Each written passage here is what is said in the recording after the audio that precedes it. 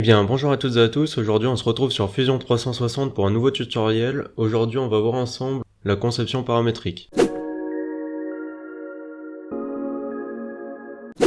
Le but dans cette vidéo, ce sera de voir ensemble comment réaliser cette pièce que vous voyez à l'écran.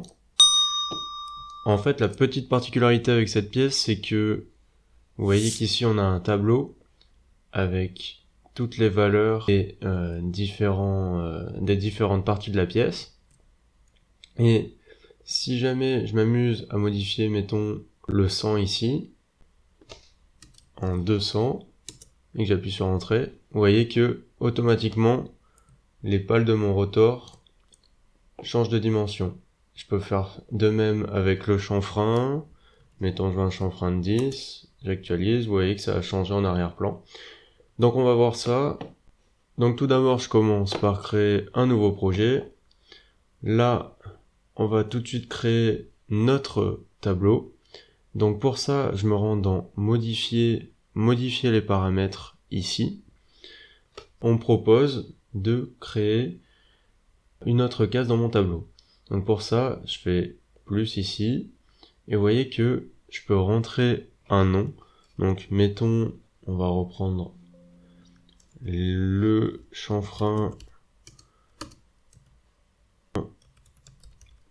rotor. Là, je veux donc une unité en millimètres. On verra plus tard que c'est possible de changer l'unité. L'expression, donc là en fait c'est tout simplement la valeur que je vais renseigner pour le chanfrein. Donc je vais lui mettre 10 mm. Je peux choisir d'ajouter un commentaire ou non. Là, ça va pas être utile. Donc je fais OK. Et vous voyez que directement ma case chanfrein rotor s'actualise et que elle apparaît ici. Donc le but, ça va être de reproduire le tableau qu'on a ici. Hop. Donc vous voyez qu'on avait une longueur de pale de 200 mm, un nombre de pales de 40, et ainsi de suite. Je vous propose de compléter le tableau au fur et à mesure. C'est ce qu'on va faire tout au long de la vidéo.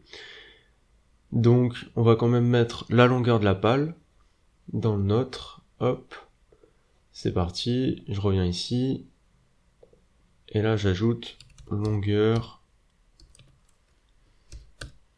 pale, et on va mettre de même 100 mm. Et puis sur Entrée, et je peux faire OK. Donc on va tout de suite commencer par créer une première esquisse sur ce plan.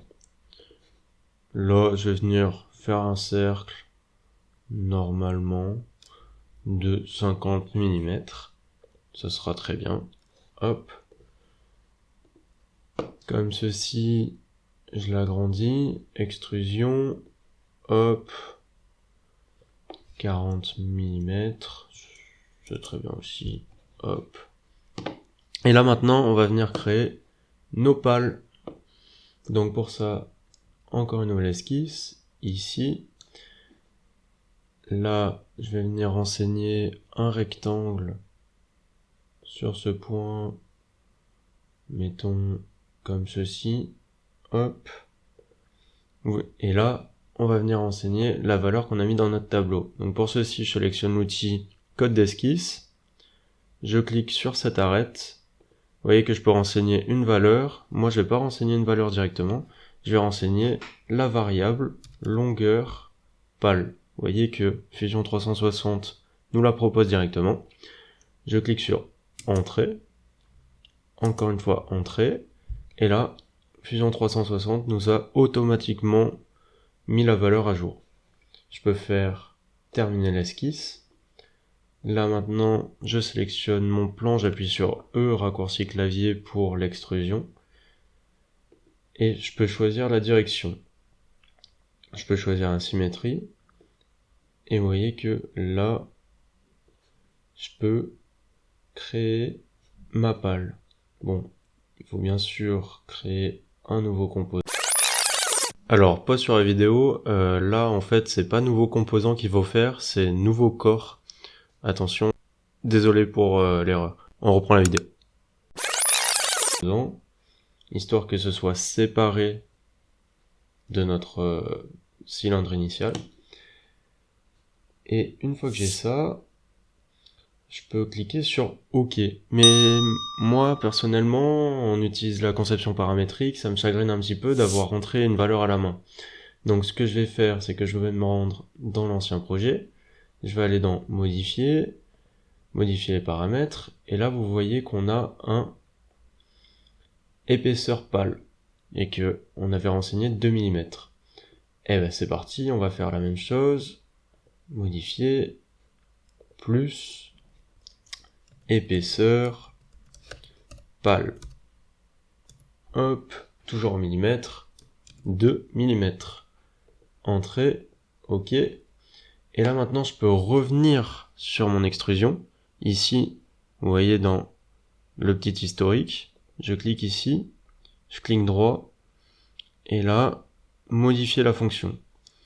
Et à la place d'avoir la distance ici, ce que je vais faire, c'est que je vais renseigner épaisseur pâle. Vous voyez que Fusion 360, encore une fois, nous le propose automatiquement. J'appuie donc sur Entrée, et là, comme par magie, j'ai ma pâle qui se met à la bonne épaisseur. J'appuie sur OK, et on a presque terminé. Maintenant, ce que j'aimerais, c'est lui faire faire une petite rotation. Donc pour ceci, là j'ai sélectionné mon corps, et je peux faire déplacer, copier, et là vous voyez que on peut lui donner un petit angle. Moi je vais lui donner un angle de 20 degrés, ce sera très bien comme ça. Hop, et j'appuie sur Entrée.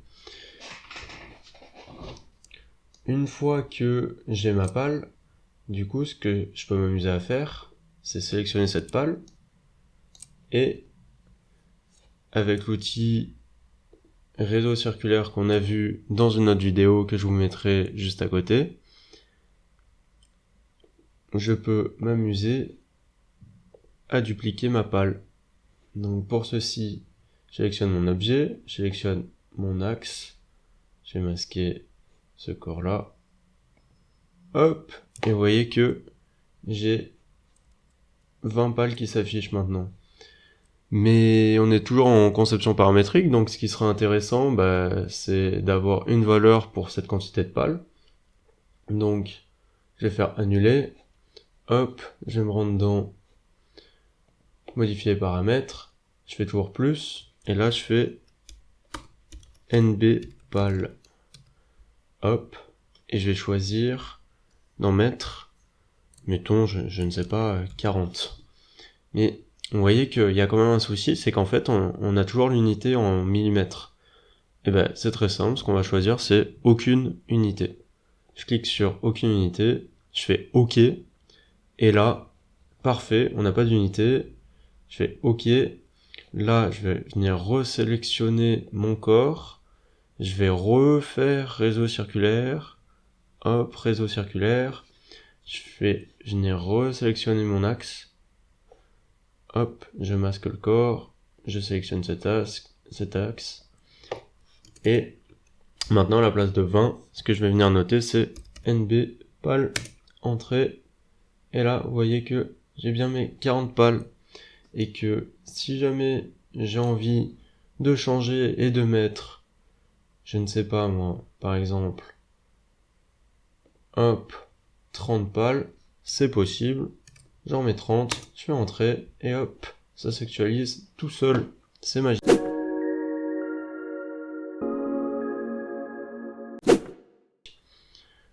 Je vais venir réafficher mon rotor. Ah, je vais rajouter mon chanfrein que j'avais renseigné juste avant. Chanfrein, hop, chanfrein,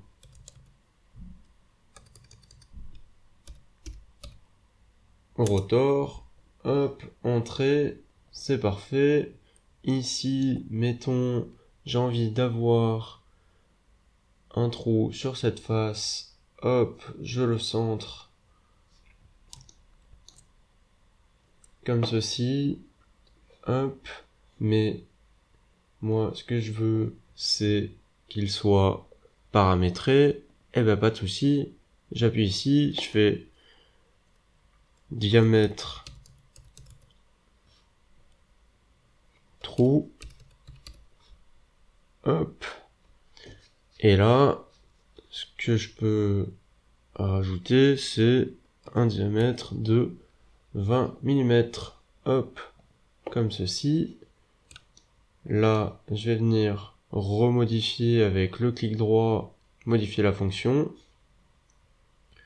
Et comme ceci, j'ai renseigné diamètre trou. Hop. Et vous voyez que ça se met automatiquement en place. C'est magnifique.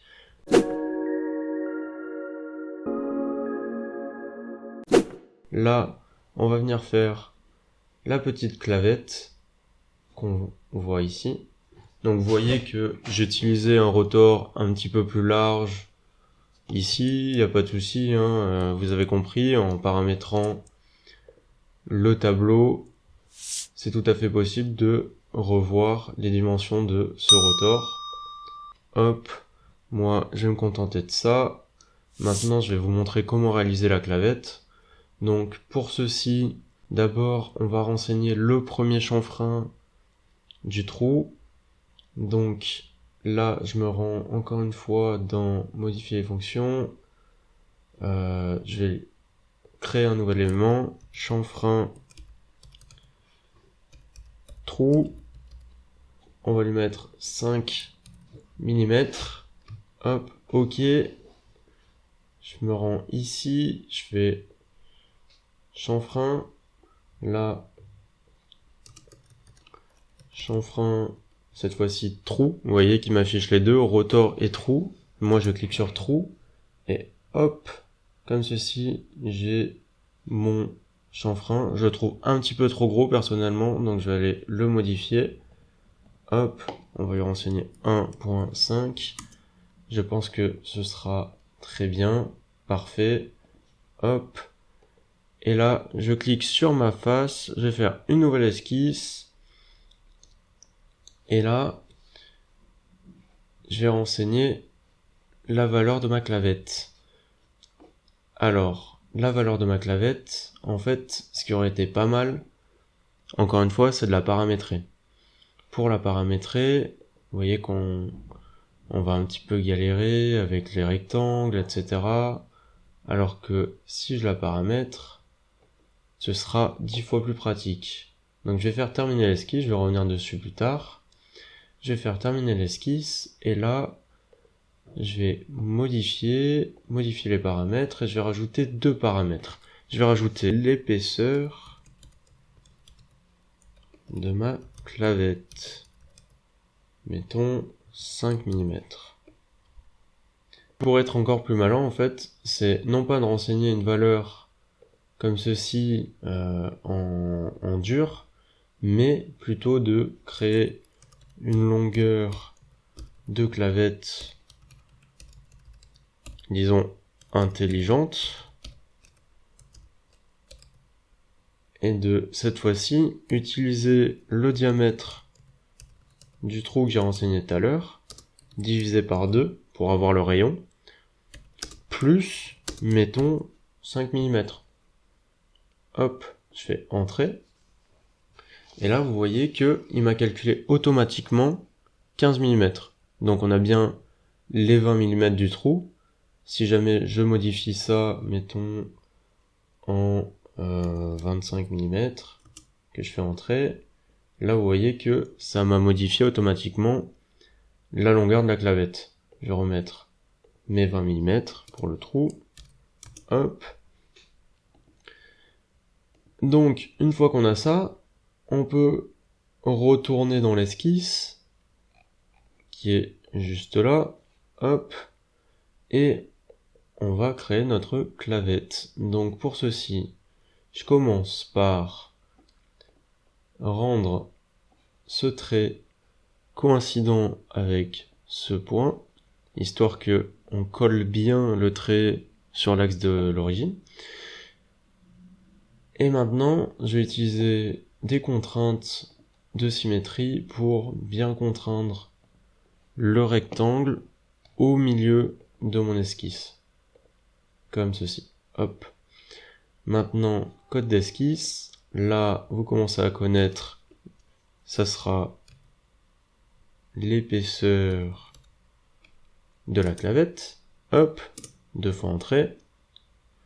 Et ici, ce sera la longueur intelligente de la clavette. Entrée. Hop. Vous voyez qu'elle est un petit peu trop longue. Il n'y a pas de souci. On va la modifier tout à l'heure. Je vais terminer l'esquisse. Et là maintenant, lorsque je vais venir modifier encore une fois la longueur de cette clavette, donc là, je peux renseigner 2 mm. Hop, vous voyez que l'esquisse a réduit. Et maintenant, je vais pouvoir, comme ceci, extruder vers le bas ma clavette. Mettons moins 3 mm. Encore une fois, c'est quelque chose de tout à fait paramétrable. Si je fais modifier la fonction, ajouter, épaisseur, non, pas épaisseur, profondeur, clavette, mettons une profondeur de 5 mm, je fais OK, là, terminé, je peux me rendre dans terminer, je peux me rendre dans modifier la fonction, cette fois-ci, on va lui renseigner profondeur, clavette, entrée,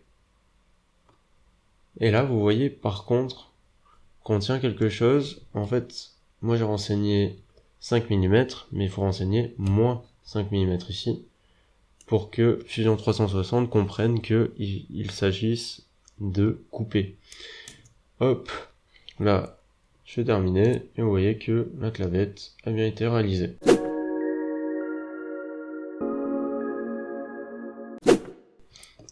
Maintenant, passons aux failles de la conception paramétrique. En fait, là, je vous ai un petit peu menti. Maintenant qu'on a percé le trou, si jamais j'augmente le nombre de pales, vous allez voir ce qui se passe. Mettons à 40. Hop. Terminé.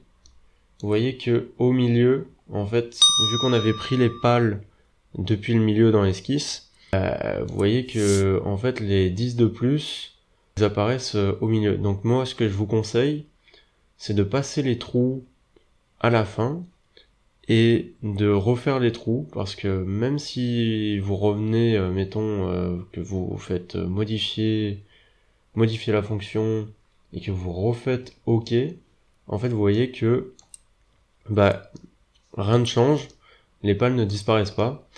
Donc lorsque vous avez en fait des perçages comme ça dans votre esquisse, moi ce que je vous conseille, c'est de les mettre à la fin, au moins comme ça vous pouvez les refaire assez facilement.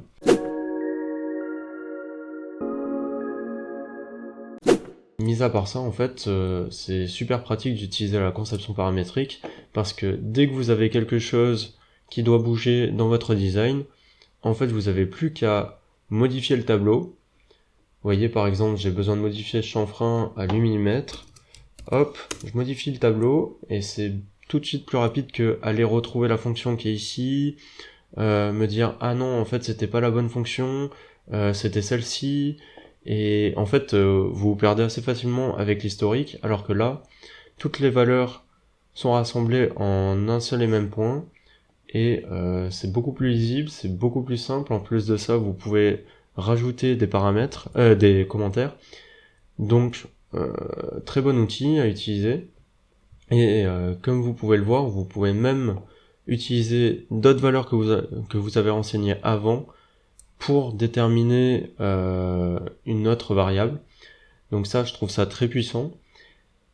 Et oui, en fait, si vous voulez partir dans des conceptions un petit peu plus professionnelles, si j'ai envie de dire, la conception paramétrique est un très bon outil.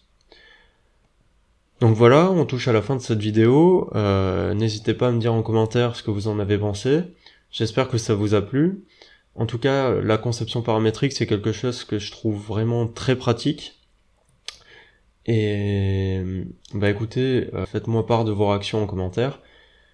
Merci d'être resté jusque-là. Pensez à vous abonner, liker, commenter, et on se retrouve sur une prochaine vidéo. Au revoir.